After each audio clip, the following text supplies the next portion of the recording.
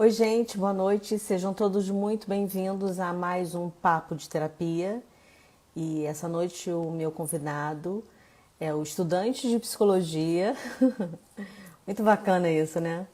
É o fundador da filosofia de Fátima, e ele vai explicar pra gente aqui um pouquinho o que é isso, que é o Fernando Bem.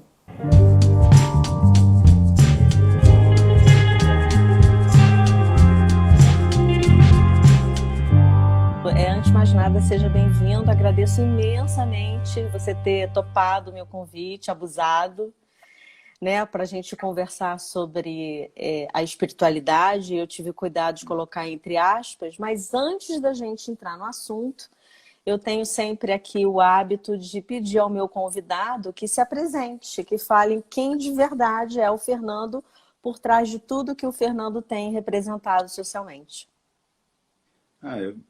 Fernando Bem, assim, na minha perspectiva, eu sou fotógrafo, estudo psicologia, tentei a primeira vez, aí perdi a bolsa, estou tentando agora, estou me formando. Você já falou, fundei a filosofia de Fátima e é isso, eu tô por aí, estou aprendendo, não tem muito a falar não. Então, Fernando, eu acho que antes da gente começar aqui tentar responder um pouco das perguntas que rolaram durante a semana, queria que você tivesse o cuidado, né, com quem está nos ouvindo, em que as pessoas entendam o que de verdade é a Casa de Fátima e a filosofia de Fátima. A filosofia de Fátima é uma filosofia religiosa fundada no Rio de Janeiro, desde o ano passado, pelo menos o registro, que tem como base ações sociais e estudos de filosofia clássica. Eu trago crenças porque eu professei o espiritismo durante muitos anos. Então trago algumas crenças religiosas, mas a filosofia de Fátima, além da Casa de Fátima, que foi fundada no bairro de Sepetiba, no Rio, tem mais 65 cidades com grupos de estudo da filosofia de Fátima no país. E nós temos na Espanha, Portugal, França, Japão, Argentina. Então, são grupos de estudo. Inclusive, em Lisboa está sendo agora fundada uma casa de Fátima lá.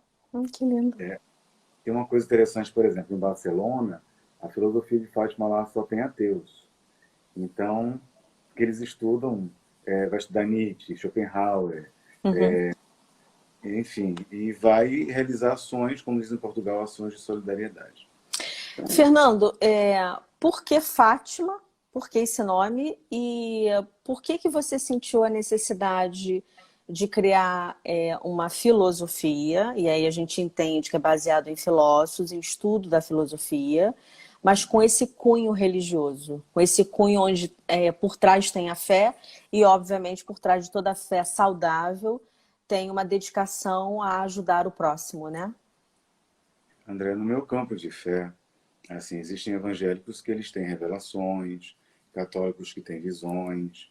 Então, no meu campo de fé, eu vejo e ouço, nos meus momentos de oração, não todos, essa mulher. Para alguns céticos, seria meu alter ego.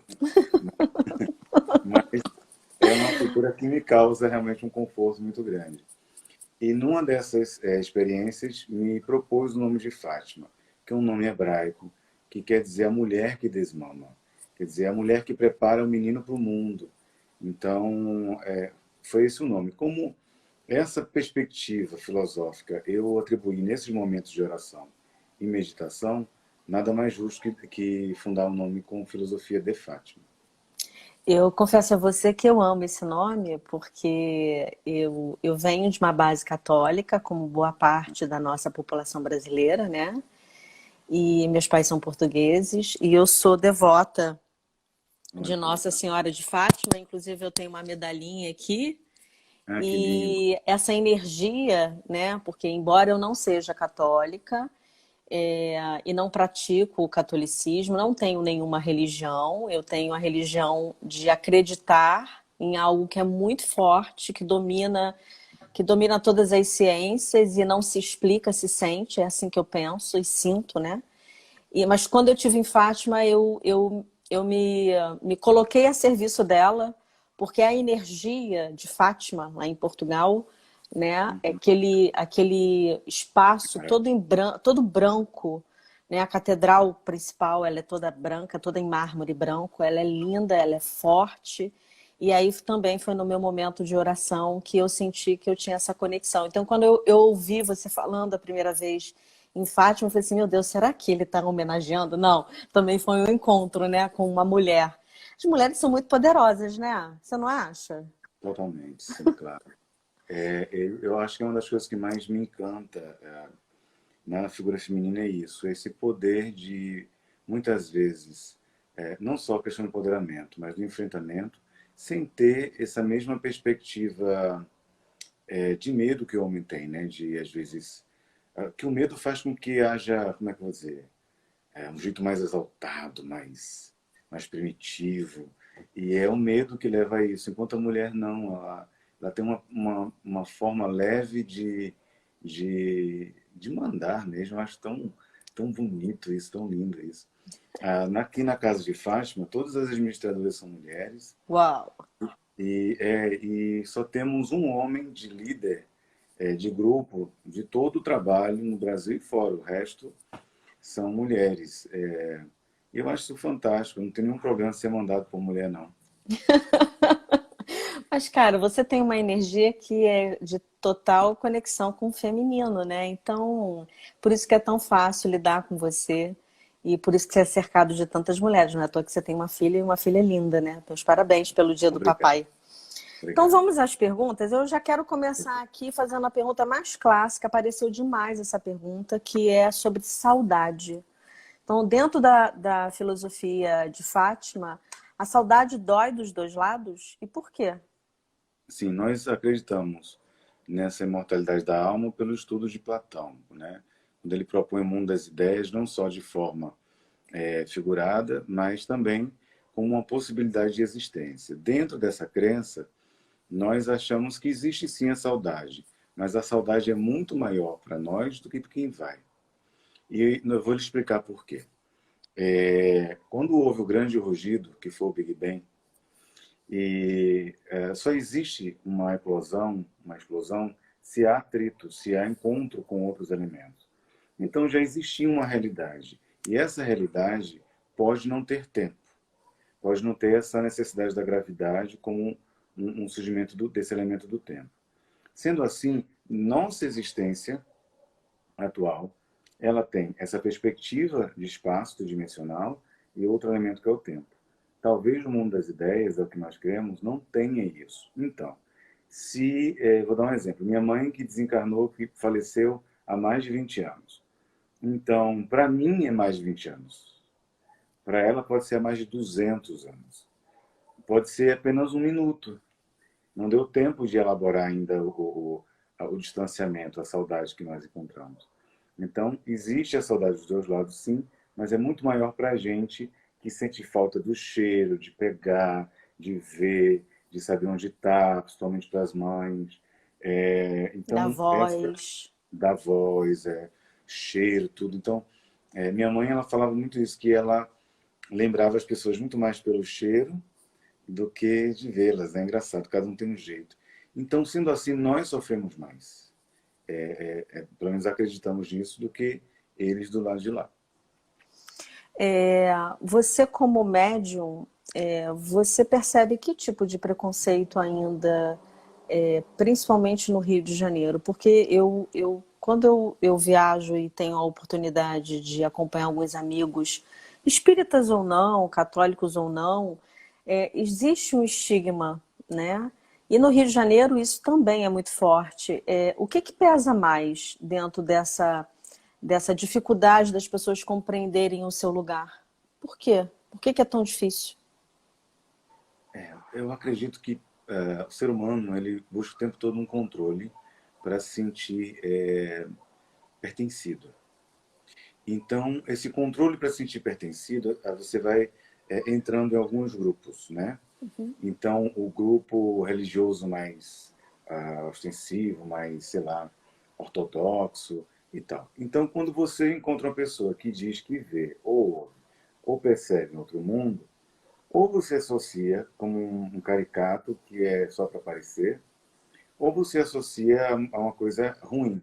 Raros são os que entendem que não, existem pessoas que são diferentes. Ou elas acreditam nisso, ou elas realmente são isso, né? Então, o preconceito está muito nesse sentido. Ou achar que tem médicos também que fazem isso, que talvez eu viva disso, que eu ganho dinheiro com isso, que é absolutamente contrário.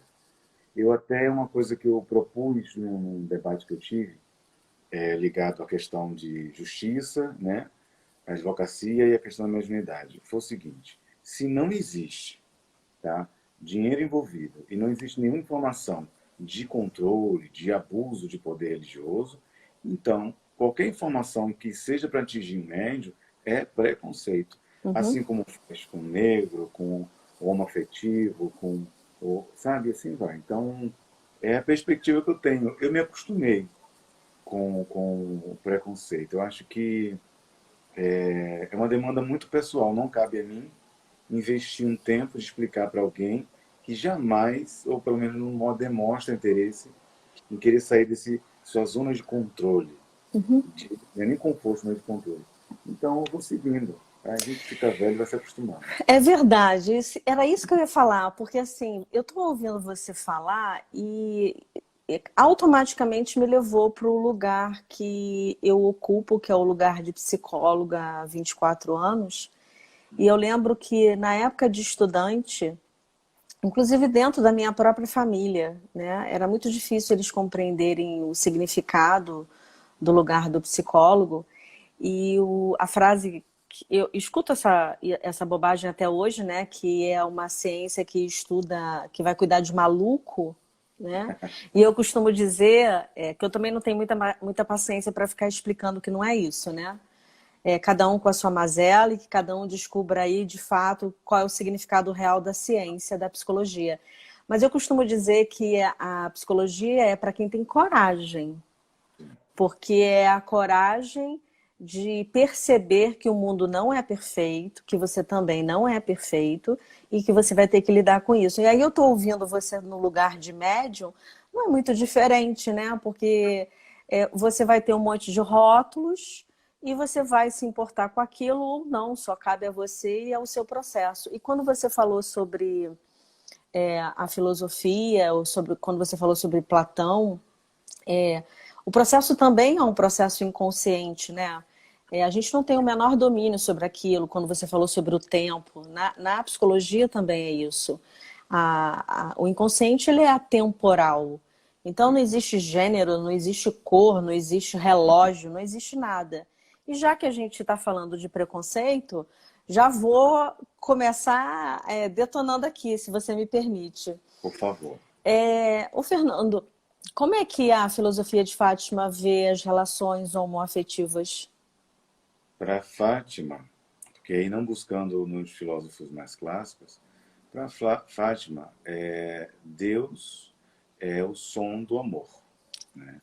Ela sempre busca isso como uma forma de associar a vibração, frequência vibratória com o som. Então, para ela, amor não tem forma. A forma é uma necessidade, uma perspectiva nossa. E foi motivo de muita meditação minha em relação a esse tema, porque eu nasci em Olinda e o Nordeste é muito machista, então eles te educam de forma machista, minha avó era muito machista. E então, assim, era temas de muita análise, porque eu me vi nesse conflito de não ter problema nenhum e ver que as pessoas se preocupavam com isso. Então, pelo contrário, uma perspectiva de Fátima é a seguinte: de que os seres mais bem elaborados e resolvidos, eles reencarnam bissexuais. Porque, Uau! porque eles não amam não é um objeto de desejo físico, uma mulher ou um homem. É o outro, ele ama o outro. Então, se é mulher ou se é homem, isso não faz qualquer distinção. Eu, particularmente, sou mais limitado. Quer dizer, a figura da mulher é que me causa o desejo. Por mais que eu me sinta atraído, assim, para ter amizade, uma mão de amizade, o que for, mas sexualmente a mulher é como esse objeto de desejo. Mas os seres mais evoluídos, para ela, vêm com essa perspectiva mais abrangente. A meia frase, inclusive, repetiram aqui. Deus é o som do amor. Que lindo isso! E é verdade, né? A gente ama o outro, independente do que ele de fato é. Se não fosse assim, eu costumo inclusive dizer isso para os meus alunos: o que seria de uma mãe de um bandido que tem por hábito, durante um assalto, matar alguém, se não fosse o amor? Ela também ama aquele menino, inclusive é o filho dela, né? Tem coisas que são difíceis de explicar nesse mundo aqui, né, Fernando? Uma das perguntas bem interessantes: dinheiro é algo ruim para o mundo espiritual? Não, sendo seu, não. Adorei! Se fosse seu, não tem problema nenhum. Eu acho que, Desde que você não pegou de ninguém, não é? olha, é porque a gente criou alguns estereótipos, assim, tipo, Francisco de Assis, que largou tudo. Os Exatamente. exemplos, assim, a Chico Xavier também, que largou tudo e foi sempre muito simples. Mas, poxa, se você, por exemplo, é um psicólogo, e você trabalha bem, você tem condições de não só clientes, atividades, consultoria, o que for, e vive com dignidade, isso é uma questão de alegria, sabe? Somente no país que a gente vive. Agora, não é um estereótipo bobo. Eu rezo para que todo mundo viva muito bem. Por isso que a minha perspectiva política não é socialista. Uhum. Porque, porque assim, com todo respeito aos demais, mas o socialismo priva você de conseguir as coisas, pelo menos tentar, nesse mundo cheio de dicotomia, essa possibilidade de ter algo mais. Eu quero ter algo mais, mas não pela fé, né? Não pela mediunidade, mas pelo meu esforço, pelo meu trabalho. Inclusive, falando de dinheiro, se a gente quiser doar alguma coisa para a Casa de Fátima, como é que a gente deve proceder, Fernando? Eu não aceito dinheiro de doação, e a casa não tem, talvez inspirado por isso, apesar de eu não ser um dos administradores, a gente não tem como regra aceitar dinheiro. O que é que a Uhum. gente aceita? Roupa, porque aqui a Casa de Fátima ela trabalha com mais de 300 famílias cadastradas.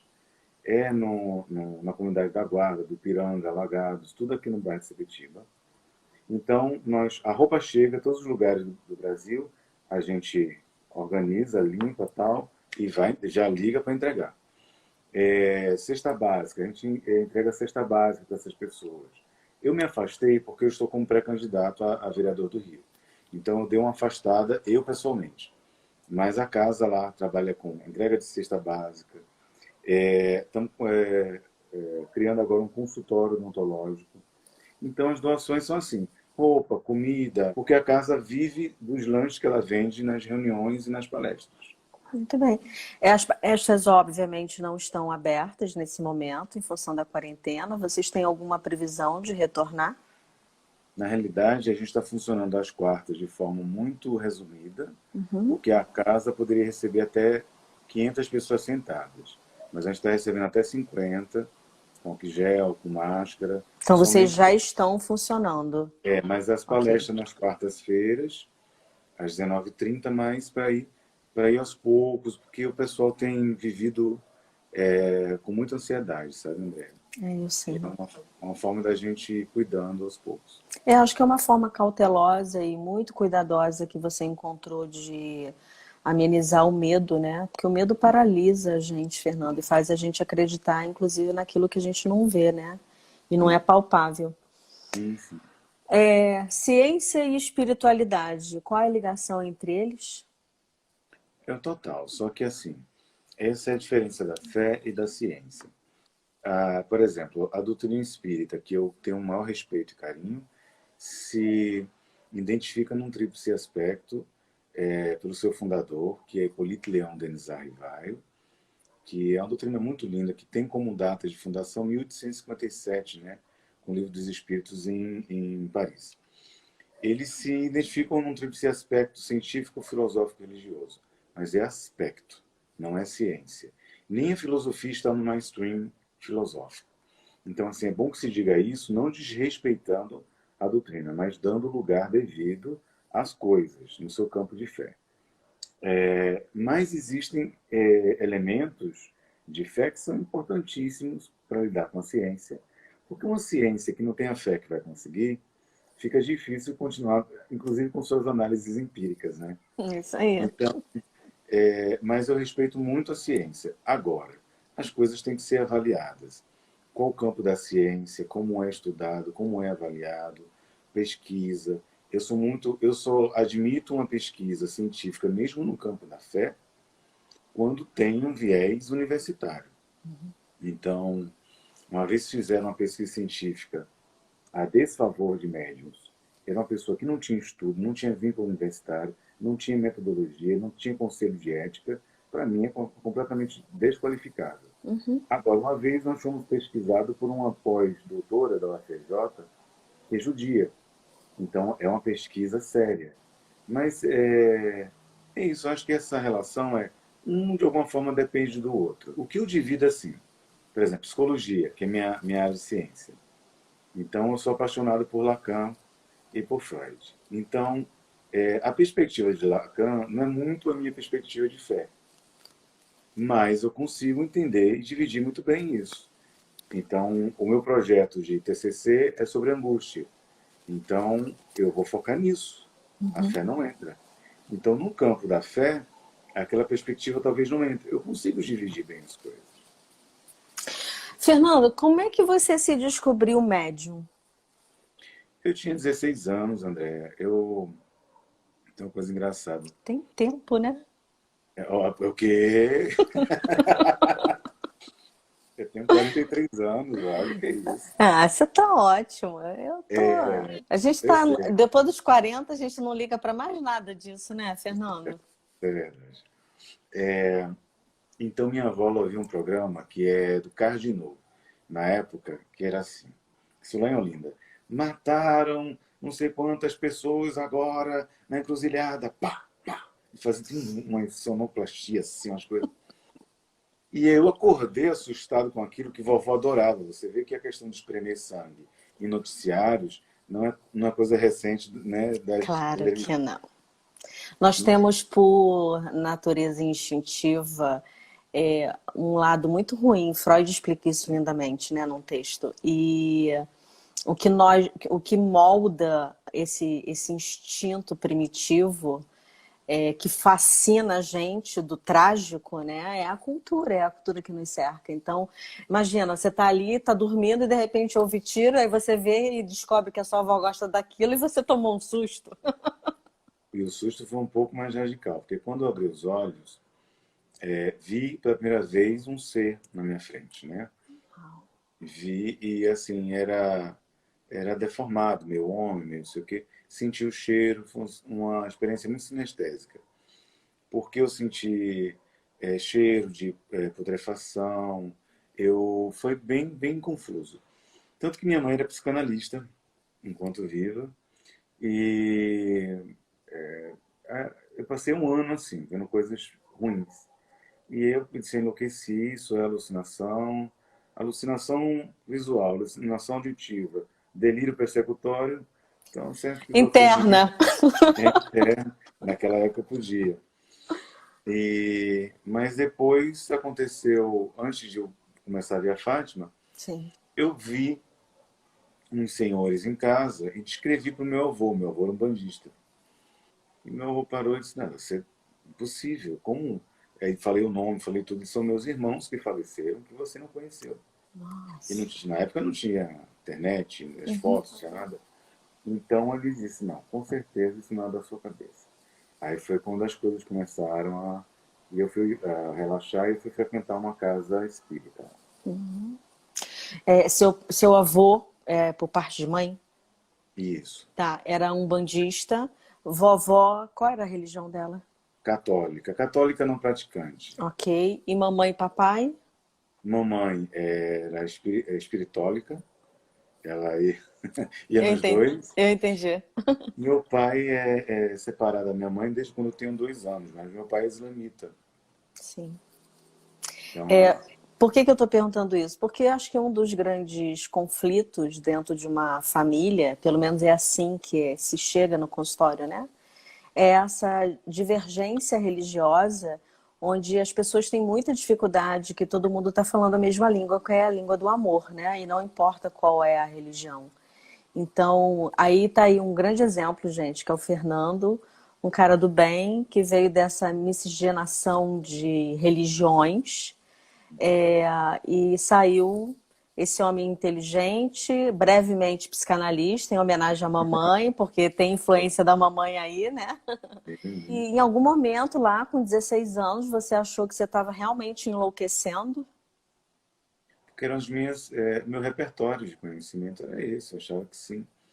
Então, como eram situações ruins, e minha mãe sempre falava que as perseguições, quando tinham essa conotação ruim, poderia ser delírio e tal. Então eu embarquei nessa, mas percebi que não poderia ser da minha cabeça depois, quando as coisas começaram a se desenvolver. Eu iniciei um trabalho chamado Cartas de Fátima, que são cartas que eu recebo de parentes, né, que faleceram. Foram mais de 5.000 cartas recebidas, de pessoas que eu não conheço, com cartas de outras línguas que na época eu não conhecia. Então não poderia ser da minha cabeça, não poderia ser. Quando eu vejo meus professores muito radicais, que acham que todo fenômeno assim extrasensorial é loucura, fantasia, tem um caso muito engraçado. Tem um professor de psicanálise que ele é um gênio. É um gênio. Ele mora no Retiro, ele é um gênio. E aí um dia ele estava falando que não acreditava, que não sei o quê, darará, fazendo uma perspectiva dele. Aí eu entrei no transe em aula e eu vi a avó dele. E aí ele é daquela pessoa que ele diz que por associação livre ele vai vir nas ideias da aula. Bem, para mim não era uma associação livre, para mim era a vovó mesmo que estava ditando, porque as informações que a vovó ditava antes, as coisas iam surgindo no discurso dele. Então, acredito que talvez seja essa a minha... Eu, com 18 anos de idade, André, eu visitava um hospital psiquiátrico feminino lá em Pernambuco. E tinha uma senhora, porque eu não sei quais as razões específicas ainda, mas todas elas ficavam desnudas quando a gente estava lá. Elas tiravam a roupa e tal. E aí, na transferência dela, ela fazia assim: meu noivo, você veio me visitar? Eu disse: eu vim, você pelada? Não. Com a roupinha, minha noiva. E ela colocava e eu viajava na fantasia dela. Eu entrava. Então eu acho que a gente deixou de ouvir os loucos. E se a minha loucura foi ajudar as pessoas, está faltando muita gente louca com muita humildade. Olha, só no Nossa. passado foram mais de 15 toneladas de alimentos para ajudar as pessoas. Então, com toda, assim, com reconhecimento do esforço, tá? Que não é arrogância. Eu queria ver mais gente louca nesse sentido, porque o mundo não seria dessa forma. Brilhante, coisa mais linda que você falou.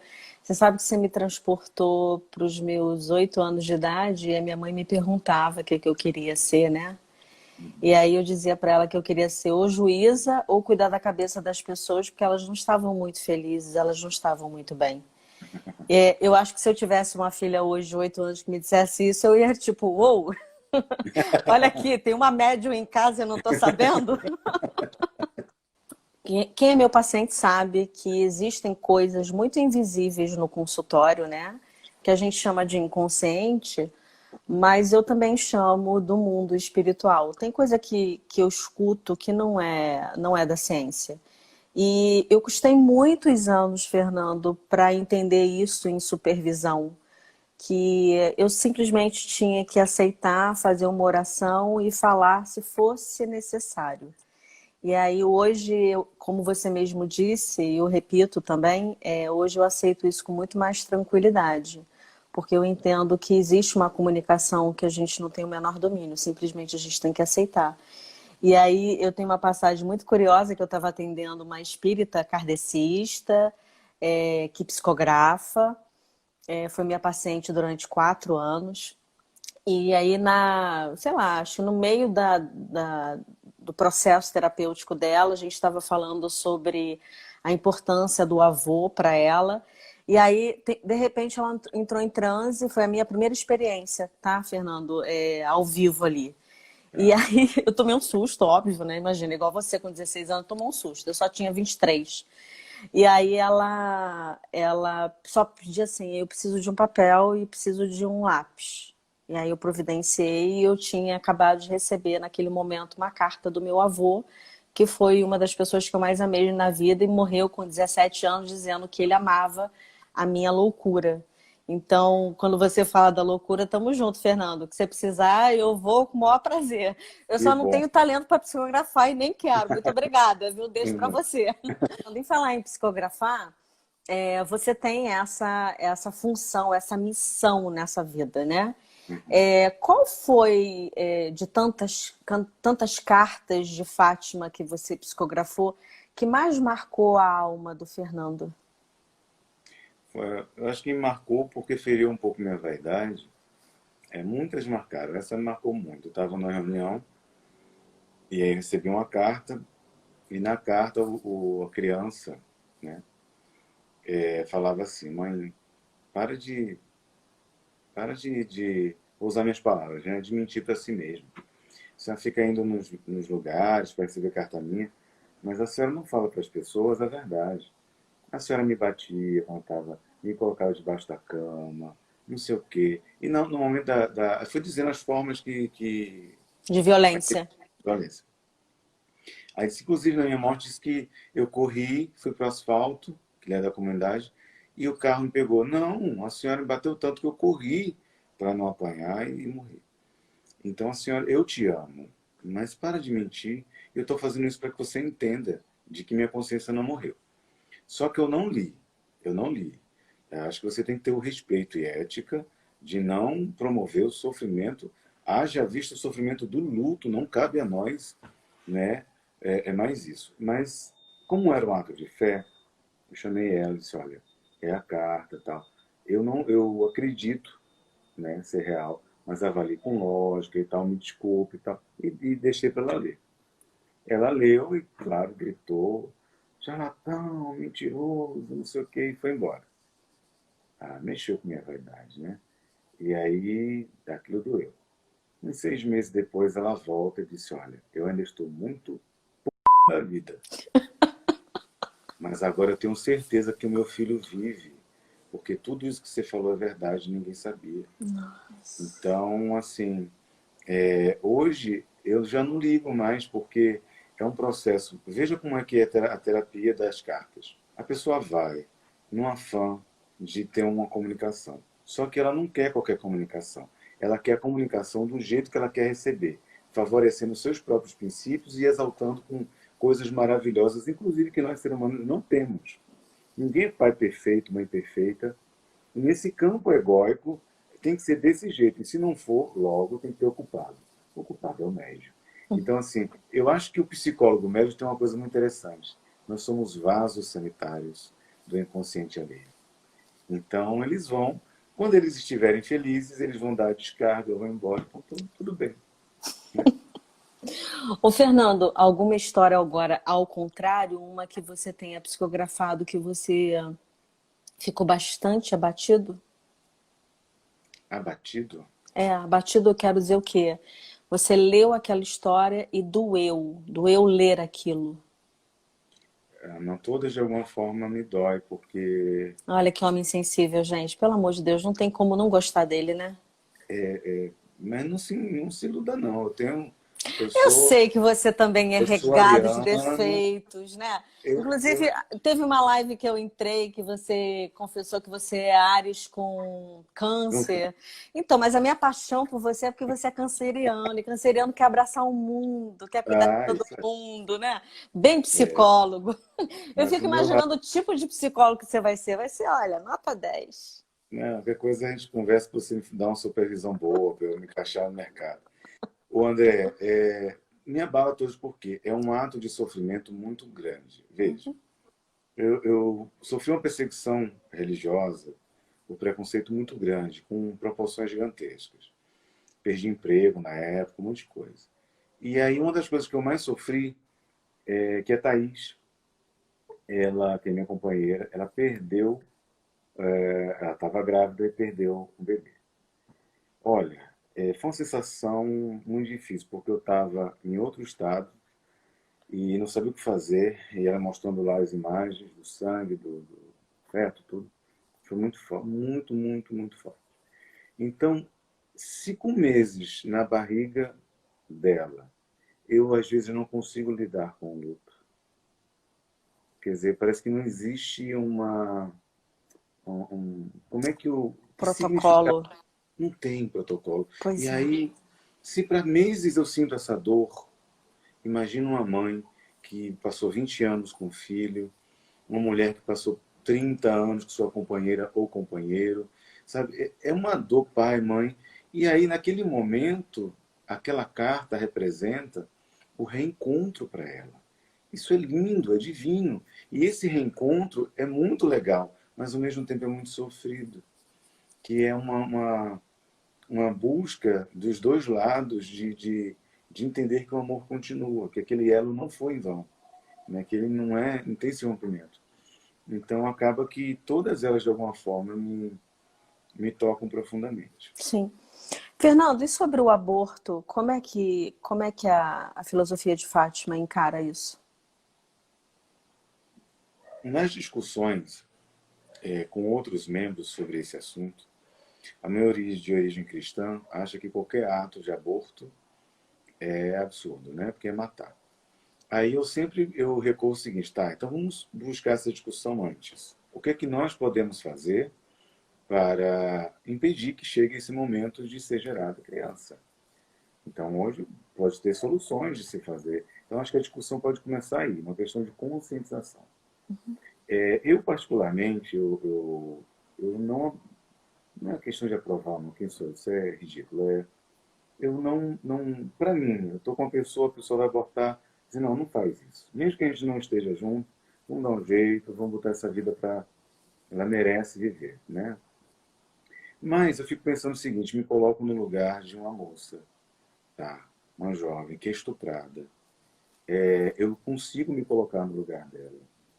O sofrimento aterrorizante de sentir o cheiro, de sentir a musculatura e toda a vergonha de ter sido ultrajada, violada por alguém que ela não conhece, ter um filho daquela pessoa. Aí vem pessoas que nem a conhecem e faz assim: ah, se não quer, passa 9 meses e entrega.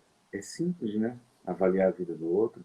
Então, se puder opinar, eu opinaria, deixa viver, porque pode transformar a tua vida. Agora, jamais eu vou ser capaz de julgar alguém que passa por uma situação como essa, por exemplo, e queira o aborto. Então, permeia mais ou menos nessas discussões, mas a filosofia de Fátima ela não fecha a regra. Ela, com os filósofos, abre as discussões. O Fernando, teve uma live sua que eu estava presente, que a moça disse que queria um filho seu, é isso mesmo? Não, não, eu sacaneei ela. É porque houve um caso muito conhecido, que é da Juliane. A Juliane ela tinha um problema dos óvulos que não conseguia ter filho. Estava cientificamente comprovado que ela não poderia ter filho. E ela veio fazer um tratamento de fé, é aí onde entra o campo da ciência. E nesse meu transe, apareceu um homem, um espírito, sem energia, e disse, olha, fala para ela que a gente concluiu os trabalhos, quer dizer, não houve toque, não tem corte, tudo em posição de mãos, oração, que a gente limpou a garagem dela. Até com um beijo ela vai engravidar. Aí eu falei para ela, deu um recado, né, um ato de fé, olha, engravidou. Uou! O filho veio, mas veio saudável. Mas olha, o problema de pedir essas coisas é que abriu a garagem já era. Aí mesmo já veio outro filho. Vai ser um atrás do outro. E aí, quando ela falou que ela queria engravidar, eu aproveitei para brincar. Disse, você quer um filho meu, que coisa. Aí depois ela falou que era com namorado e tal. Sim, eu tô brincando porque assim, na verdade, eu tenho um amigo que é ginecologista e também ouve, né, as dificuldades da mulher de engravidar. E aí o apelido dele, inclusive, é Mão Santa, né? Você imagina por quê, né? Porque ele tá fazendo o trabalho dele e aquela mulher que não consegue engravidar vem de peixe dele dizendo, gente, passei pelo médico tal, eu consegui. Então, passei pelo Fernando, eu também consegui. E, na verdade, é Maravilha. só a força do amor. Isso é mais um exemplo da força do amor. No caso dele, ele é um cientista, ele estudou muito para isso. Exatamente. No meu caso, não. É a fé dela. Poderia ser o João, o Pedro, a Maria, a Roberta. É diferente, é um campo de fé. Ele não, tem todo, meu total respeito nesse sentido. Por falar em ciência, em psicologia, em religião, eu queria que você contasse aqui pra gente, na sua perspectiva da filosofia de Fátima, por que que, por que que a gente sofre tanto, Fernando? Por que que a gente tem tanta dificuldade de aceitar essa diversidade religiosa, se todas as religiões levam ao Pai? Tem uma coisa muito interessante na maioria das religiões. Elas buscam adeptos. A filosofia de Fátima busca libertos. A gente não quer gente congregando para gerar renda ou fomento das ideias, né? Assim, prosseguir as ideias. A gente quer que as pessoas se libertem. Nossa busca é essa. Então, mas tem o seguinte: se você tenta forçar para que uma pessoa acredite na sua fé, você não acredita. Porque se você acredita, você não quer comprovar nada, você apenas vai viver ela. Então, eu acho que há uma insegurança muito grande de perder aquilo que gerou um conforto para ela. Imagina, a pessoa está como iniciando um aviãozinho na comunidade, então, é a profissão dele. Aí vem o pastor, que eu acho isso muito legal nas igrejas. Olha, meu filho, vem para cá, que você vai aceitar Jesus e você vai mudar a sua vida. E aí ele muda, arruma uma namorada legal, que aceita ele do jeito que ele é, que aí ele vai trabalhar, ele vai não sei o quê. Então, aquilo deu um conforto para ele em todos os sentidos. Como que pode chegar alguém e dizer que existe um espírito que pode se comunicar por um médium? Não, não pode tirar esse conforto de mim. Então, eu acho que é essa insegurança. Mas eu me conforto na ideia de que essa pessoa está bem, mas eu me desconforto na ideia de que a humanidade poderia ser muito mais eficiente no campo do saber se o seu repertório fosse mais vasto e tivesse mais respeito. Então, a dificuldade está em aceitar a diferença. Por quê? Tem uma coisa muito interessante. Eu conversei com a doutora Dália, que é advogada, especialista em adoção. Ela disse uma coisa para mim muito forte. Ela disse: normalmente, Fernando, os héteros afetivos que buscam adotar, eles querem perpetuidade, perpetuar sua imagem. Os homos afetivos querem uma família. Então, eu não estou criando aqui uma regra generalizada, mas estou dizendo que, em regra, a gente é acostumado na normativa, busca perpetuar, enquanto os que não estão mais presos numa ideia de normativa, elas querem amor, família, carinho, e aí a ideia do respeito. Mas vai mudar, cara. Eu acho que mais cedo ou mais tarde isso muda. Como é que você explicaria, então, já que a gente está falando de mudança, qual foi o significado dessa pandemia? Mostrou o quanto a gente é egoísta, né, cara? A gente é egoísta demais. A gente é muito. Vou usar um termo sofisticado. A gente é coisado, André. É verdade. Porque a gente. Super Lacan agora, hein? A gente culpa todo mundo, culpa o político, culpa as coisas, e só mostrou que a gente é egoísta, incapaz de gerir soluções para o outro. Sócrates, ele propunha, inclusive, que a palavra política é assim: quando eu me preocupo mais, não só comigo e com o outro também, eu exerço a política. Então, nesse viés, longe de politicagem, nós somos tão egoístas que somos incapazes de fazer política independente de cargos políticos, de se preocupar com o outro. Então, aumentou o preço do arroz, aumentou o preço das coisas. A gente foi incapaz de ligar e conversar com as pessoas que a gente dizia amigo. Quer dizer, nós somos muito egoístas. Outros tentaram fazer. Eu adoeci, né? Eu tive a Covid e foi bem difícil para mim, mas sobrevivi. Dizem que as pessoas ruins permanecem mais tempo na Terra. E Isso é uma falácia, é, querido. e aí,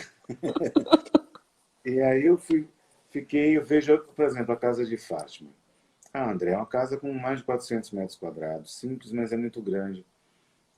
Se vem 6 voluntários, é muito para ajudar. Eu entendo que tem os velhinhos, o grupo de risco, mas fora isso, tem muita gente que não está ligada nessa história. Eu acho que é isso. Ok. E religião e política? Eu sei que você respondeu um pouquinho agora, mas é legal reforçar. Se misturam? A religião e a política não se misturam. Agora, o religioso pode ser político e o político pode ser religioso. Por exemplo, eu não acredito na perspectiva conservadora religiosa em se entrelaçando com a perspectiva conservadora política. Não tem nada a ver uma coisa com a outra. A base, por exemplo, nesse viés político conservador, vem de David Hume, que é um filósofo que fala sobre o hábito. As pessoas pegam, eu sou conservador porque eu sou cristão. Cara, tu é cristão na tua igreja, na tua vida, mas na política é Estado laico. Ou você tem a capacidade de entender isso, ou você fica em casa falando com os amiguinhos. Não dá para misturar.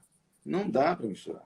Então, assim, acho que você pode ser um religioso lá, pode, mas você vai legislar, vai estar no executivo, no judiciário, para todo mundo.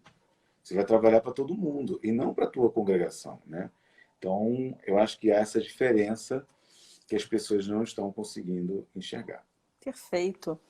Como é que vocês falam sobre reencarnação? Como é que é isso? E eu queria te perguntar se existe tempo para se reencarnar, se a gente reencarna várias vezes, enfim, como é que a filosofia de Fátima aborda isso?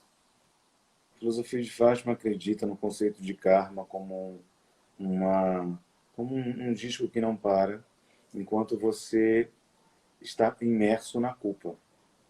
A Quanto culpa? mais na culpa. Uou! Enquanto você estiver imerso na culpa, você continua reencarnando. Quando você consegue transmutar, transcender e você ter por exemplo, tem uma frase de Fátima que é linda, que é: a minha religião é o outro. Se eu preciso me religar a um Deus, que esse Deus seja o outro, porque no outro eu me vejo. Então, nessa perspectiva, a gente vai reencarnando enquanto a gente tem culpa. E a gente se liberta depois, quando a gente começa a fazer o bem pelo outro. Então, agora, essa perspectiva em relação à reencarnação. Você perguntou outra coisa, eu estou velho, eu esqueci. Você falou. Não, não, não, eu perguntei sobre tempo, o tempo de reencarnar. Se existe Não, essa coisa não, cronológica, não, né? não. Tem pesquisas lá na Índia de pessoas que desencarnaram e minutos depois estavam reencarnando, né? Então, isso é muito relativo. Eu, particularmente, não quero reencarnar aqui nem tão cedo. Até porque se nós somos seres evoluídos, né? Então já já a gente não precisa mais reencarnar, né?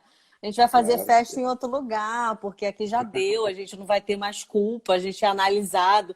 É assim que enxergam tanto um médico quanto um psicanalista, né? Analisado é ótimo.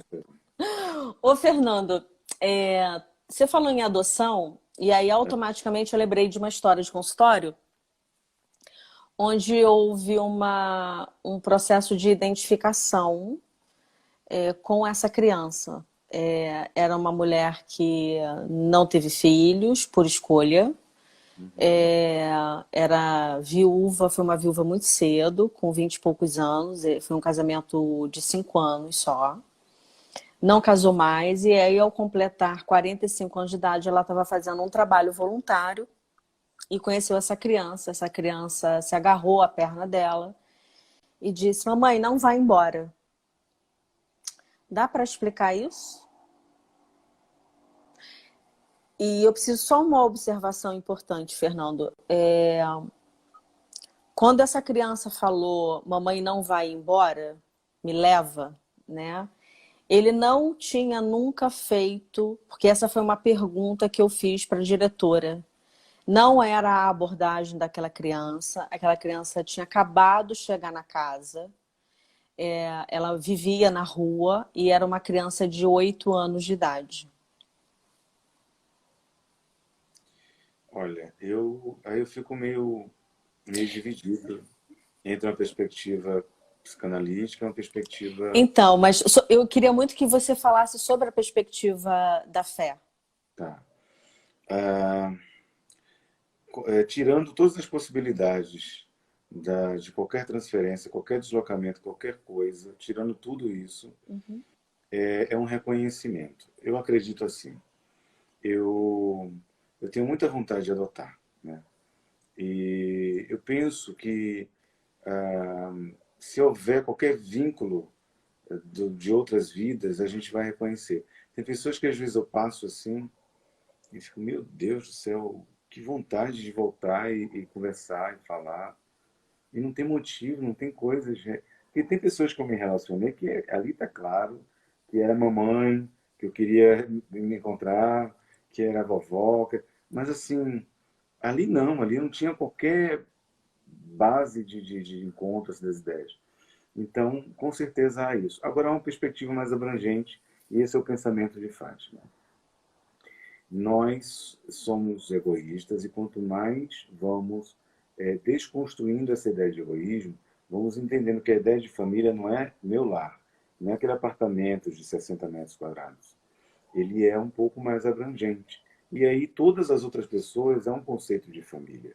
Então não tem mais o oponente, não tem concorrente, tem aquele que agrega e que soma. Então, esse ser está agregando, somando, é família, todos são família. Então, eu penso que é isso, assim, que é esse reencontro. Mas eu não sou preso à ideia de karma proposta por algumas religiões, de que é culpa, tipo, olha, aquela criança veio porque tu fez ela sofrer, porque tu tem que pagar. Não, cara, tudo é amor. Tudo é amor. Tudo vibra no som do amor. Então, peraí, eu posso destoar a canção, porque eu sou ruidoso, mas a vibração de Deus é do amor, é do amor, sempre. Então, sendo assim, quer dizer, tudo de alguma forma vai concorrer para o bem. Eu encontro sempre, eu reencontro sempre. Só para ter o cuidado com a história, né? Para todo mundo entender, já que eu abri essa história, Claro. essa criança nunca tinha feito esse movimento. Essa mulher que foi minha paciente, nunca tinha pensado na possibilidade de adoção. E isso foi discutido em terapia porque ela tinha a sensação que ela conhecia aquela criança. E olha que era uma mulher que depois dos 40 e poucos passou a visitar muitos lares de adoção, muitas creches, muitos asilos. Então poderia ter vivido qualquer tipo de experiência, mas viveu aquela experiência. Ela adotou, esteve aqui em vida até os seus mais 10 anos. Mais 10 anos. Esse menino, ao completar 18 anos, ela veio a óbito. Então, só para fechar a história, para as pessoas entenderem que ali também foi uma história de amor de 10 anos. Bom, Fernando, a gente está caminhando aqui para o final e eu queria te deixar à vontade para deixar qualquer tipo de recado para quem está assistindo a gente. Eu estou tão agradecido, André. Eu acho que a maior dádiva de um ser humano é divisar pessoas inteligentes, maduras, seguras, terapeutizadas, elaboradas. Eu estou me sentindo muito bem, muito feliz, honrado mesmo com a oportunidade. Então, muito obrigado. E deixa eu te fazer uma pergunta. Você também trabalha de forma online? Trabalho.